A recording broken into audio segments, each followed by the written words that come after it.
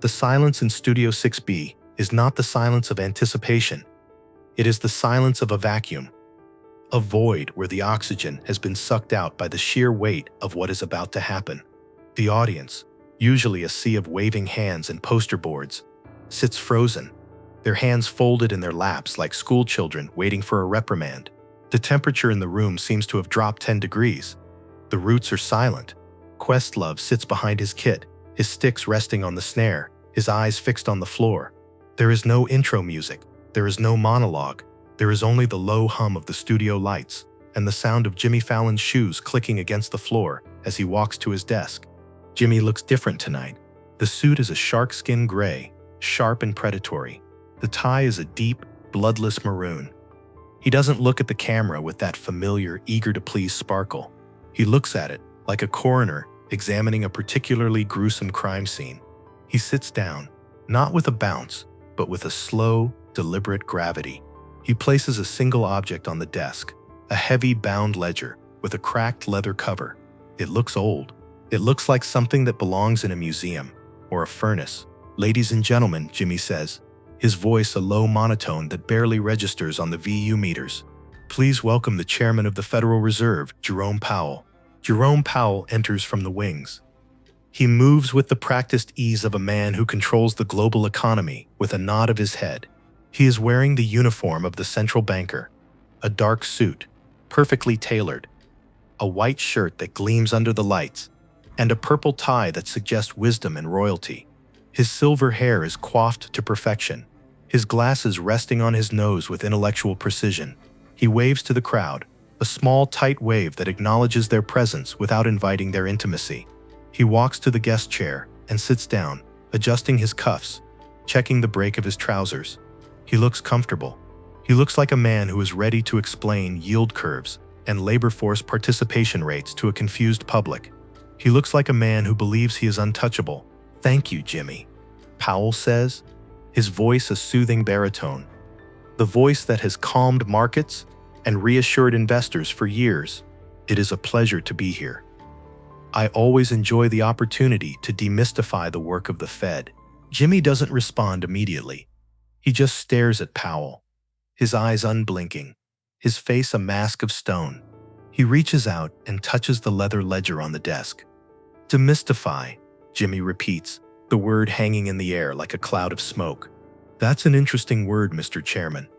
It implies that there is a mystery to solve, that there are things we don't know." Powell chuckles, a dry, dusty sound. "Well, monetary policy can be complex, Jimmy. We deal with lag times, with aggregate demand, with global supply chains. It's not always intuitive, but our goal is always transparency. We publish our minutes. We hold press conferences. We have nothing to hide." "Nothing to hide," Jimmy says softly. He opens the ledger. The pages are yellowed, filled with rows of numbers written in a precise, hand-cramped script. "Then let's talk about the weekend of March 12th, 2023. The weekend the bank started to wobble." Powell nods, his expression serious but controlled. "A difficult time," he agrees. "But we acted decisively. We invoked emergency lending authorities. We stabilized the system. We protected the depositors. It was a textbook example of the Fed doing its job." "Textbook," Jimmy says. "Which textbook, Jay? The one you show the public? Or the one you keep in the sub-basement of the Eccles building?" Jimmy flips a page in the ledger. "Because according to the official record, the emergency meeting started at 6 p.m. on Sunday. But according to the security logs of the Federal Reserve Bank of New York," Jimmy pulls a printout from the ledger, "you were in the building at 2 a.m. on Saturday, and you weren't alone." Powell's eyes flicker. A tiny muscle in his jaw jumps. I am often working at odd hours during a crisis, Jimmy." "That is hardly a revelation. I was likely reviewing stress test data with the head of the Swiss National Bank," Jimmy asks. He slides a photo across the desk. It's a grainy, black and white surveillance shot. It shows Powell standing in a hallway, deep in conversation with a man who is clearly not an American official. They are standing next to a server rack, a secure server rack. "This was taken at 3:15 a.m., Jimmy says, "in the wire transfer room." "Why were you in the wire room, Jay?" Powell shifts in his seat. The leather creaks. He clears his throat. a sound that is too loud in the silent studio. We have global partners, Jimmy. The financial system is interconnected. We coordinate with other central banks to ensure liquidity. This is standard procedure. Standard procedure, Jimmy repeats. Is it standard procedure to authorize a swap line for $50 billion that doesn't appear on the Fed's balance sheet? Jimmy pulls another document from the ledger. It is a wire transfer confirmation. It has a routing number that doesn't belong to any commercial bank. It belongs to a shell company in the Cayman Islands. Project Infinity, Jimmy reads. Authorization code, JP001. Powell freezes. His hands, which were resting calmly on his knees, suddenly gripped the fabric of his trousers. That is a classified transaction, Powell whispers. If that document is real, and I'm not saying it is, it would be a matter of national security. You cannot show that on television. It's not national security, Jay, Jimmy says, his voice rising just slightly, a hint of anger bleeding through the calm. It's bank security. You weren't saving the country, you were saving them. Jimmy points to a list of names on the document. These aren't depositors. These are hedge funds. These are the people who bet against the American economy. And when they lost, when the gamble went bad, you printed the money to cover their losses. We had to prevent contagion, Powell snaps, the mask slipping. You don't understand the systemic risk. If one domino falls, they all fall. We had to flood the zone. We had to provide a backstop. A backstop for who? Jimmy asks. For the teacher with a 401k? For the carpenter trying to buy a house? Or for the people in this room? Jimmy taps the photo of the wire room. You printed $50 billion in the middle of the night. You diluted every dollar in every wallet in this country. And then on Monday morning, you stood at a podium and told us the banking system was sound and resilient. Powell is sweating now. He takes off his glasses and wipes them with a handkerchief, his hands trembling. It is resilient, he insists, his voice shaking.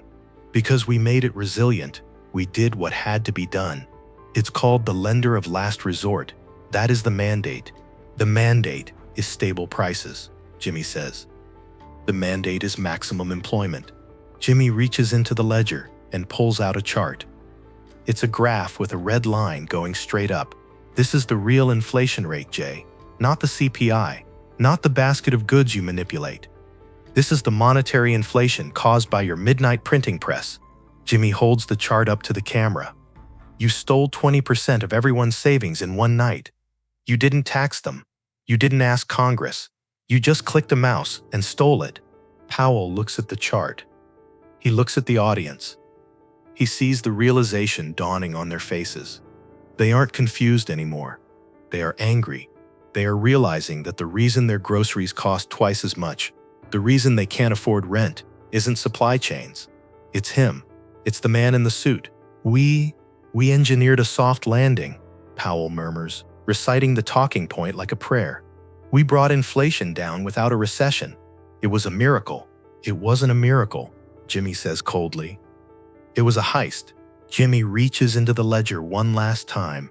He pulls out a single sheet of paper. It's a memo. It's stamped. Eyes only. It's dated 2 weeks ago. And you're about to do it again, Jimmy says. Project Infinity Phase 2, another $100 billion, scheduled for this coming Sunday. Jimmy pushes the memo across the desk. You're going to bail out the commercial real estate market. You're going to buy the empty office towers with money that doesn't exist. Powell stares at the memo. He looks like a man who has been shot but hasn't realized he's bleeding yet. The commercial real estate sector is under pressure, Powell stammers. We have to be proactive. You have to resign, Jimmy says. The words hang there, final and absolute. Powell looks up at Jimmy, his eyes wide with shock. I serve a 4-year term, Powell says weakly. I am appointed by the president. I cannot be removed. The market just removed you, Jimmy says. He points to the monitor behind him. A graph is displayed. It's the yield on the 10-year Treasury bond. It is spiking, vertical. The dollar index is crashing.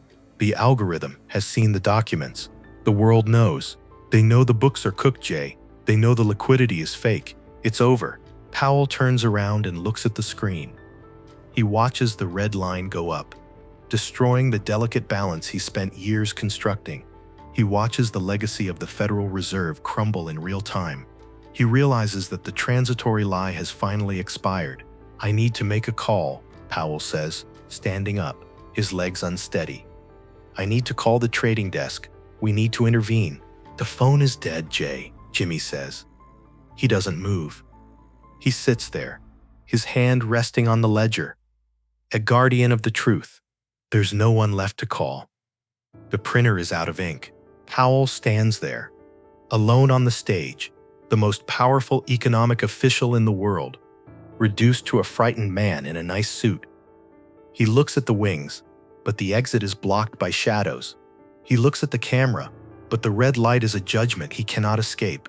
He sinks back into the chair, burying his face in his hands, as the sound of the crashing market fills the silence of the studio. Jimmy Fallon watches him, his expression one of profound sadness. He slowly closes the ledger. "We'll be right back," Jimmy whispers. But the screen doesn't fade. It stays on the image of Jerome Powell, the architect of the illusion, sitting in the ruins of his own design.